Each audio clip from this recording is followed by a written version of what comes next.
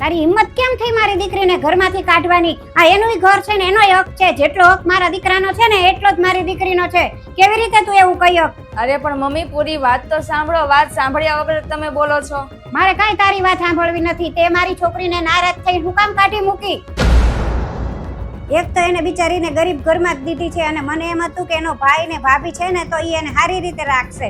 એની બદલે તું તો એને અહીંથી કાઢી મૂકે છો. પણ એમને જાવું જરૂરી છે મમ્મી. શું એવું જરૂરી છે કે તો ખરા? અરે મમ્મી જમાઈનું એક્સિડન્ટ થઈ ગયું છે અને ઈ અહીંયા રહેશે તો સેવા કોણ કરશે?